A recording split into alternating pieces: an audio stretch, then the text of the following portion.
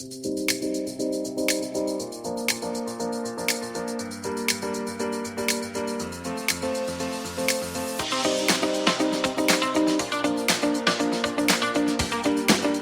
back, everyone, to today's in Woburn's election series. We are meeting with Ward 7 City Councilor Chuck Viola, who is running unopposed in November's election. Chuck, thanks so much for joining us. Thank you for having me, Kyler. I appreciate it, and I look forward to speaking with you. So I'd love to know, you're running for your third term and you don't have an opponent. How's that feel? Feels great, but also it tells me that I'm doing a great job because it shows that the residents felt strongly that that somebody didn't have to step up and decide to run against me. And what motivates you to continue serving on the city council? I work in public service. That's what I do for a living, but I love giving back to the community, love helping out people, love doing the job as a city councilor. I mean, between myself and a couple other city councilors, we joke about it and say it's our full-time job. But we get a lot of things accomplished and we do a lot of good for the city. I can only imagine how many hours you all work. So as you're coming up into your next term, what are you thinking are your top priorities for the next 2 years?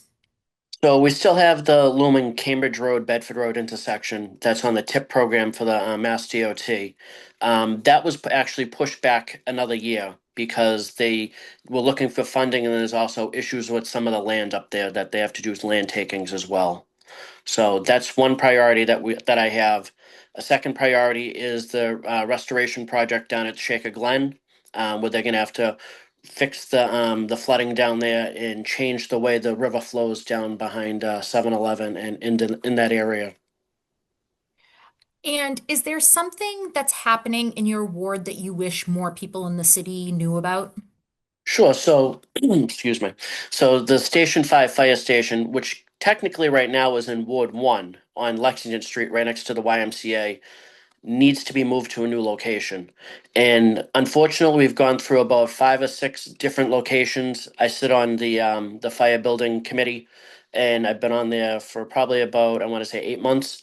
And we've gone through different sites and locations throughout the west side of Woburn to try and put the fire station in the best spot possible so that it's accommodating to the areas that it does need to go to service, but also we want to make sure that the the response times aren't negatively affected by where we move it.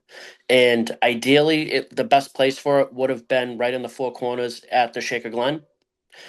But unfortunately, where that's a restoration process project, it would cost us a lot of money, millions of dollars probably, and it wouldn't be beneficial to upset the restoration project there by putting the fire station there. So what we've come up to for our final solution as of right now is moving the fire station to Gillis Field, which is adjacent to the Reeve School. Great, thank you. Is there anything else uh, that you'd like to share just because this is your opportunity? Yep. Another thing I'd like to bring up that another thing that I would like to pass this next upcoming term is to work with Joe Demers, who's the chair of the ordinance committee.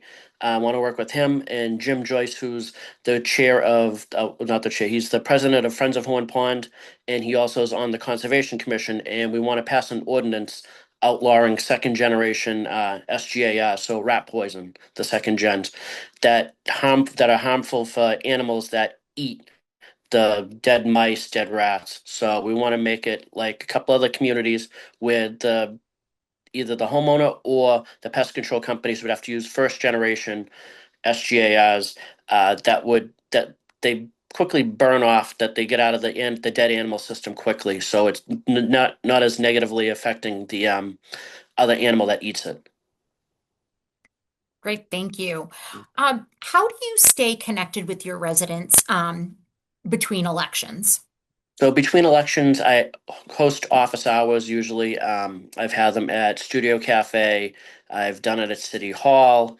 Now we actually have an office in City Hall downstairs where the planning department was, so we'll be able to utilize that more for residents can come in. We can set up office hours. They can come and talk to us.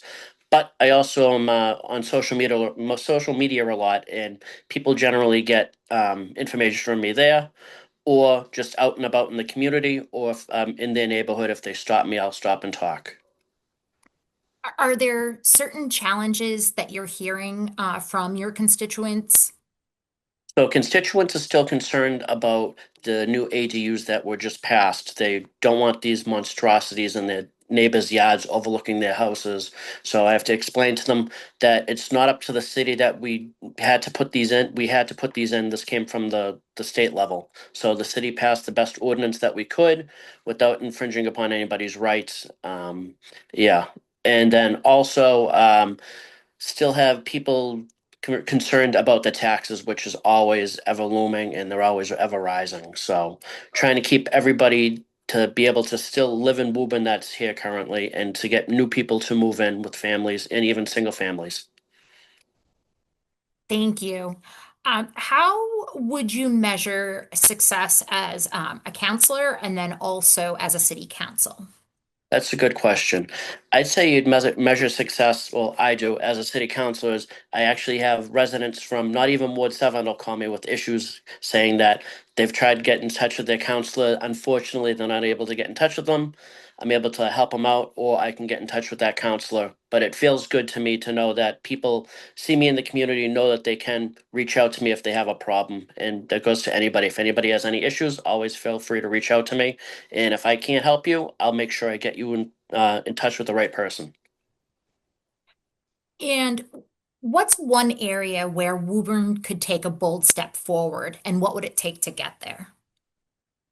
I'd say a bold step for Woburn actually was what that ordinance that I actually just spoke of a few minutes ago is to outright ban second generation SGARs because there's only a handful of the cities and towns in Massachusetts that currently do it. But I think that would be a big step in the conservation area from the city of Woburn, and it would help out a lot.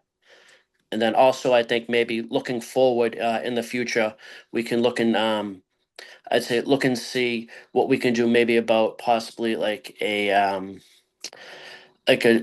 bus that almost like Lexington has like the Lex Express or Burlington has, so people can go from one side of the city to the other. So public transportation within the city. Great, thank you. Uh, what what feedback have you received from constituents recently that has influenced your thinking on an important topic?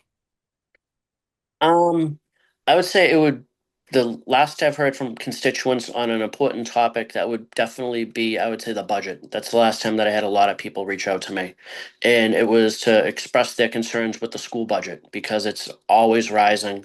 But I have to explain to them the reason why it's rising and then what we're actually doing about it to see and try and offset it. So this year it's going to be different because I feel as though we're probably not going to get as much funding as we do from the federal government, and that might trickle down to the state level. So we might have to foot the cost of that as well.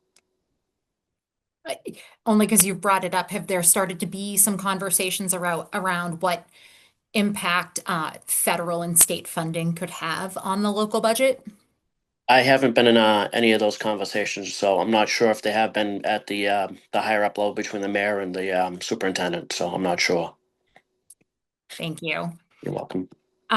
Before we go, is there anything else you want to share with your voters before you go? I just want to thank the voters for instilling their trust in me these past 4 years. I look forward to serving for them again another two. And always feel free to reach out to me if you have any issues, concerns, comments, anything. Even if you don't live in Ward 7, you can reach out to me. I'll give you my phone number, 781-935-4417. My email is cviola@cityofwoburn.com.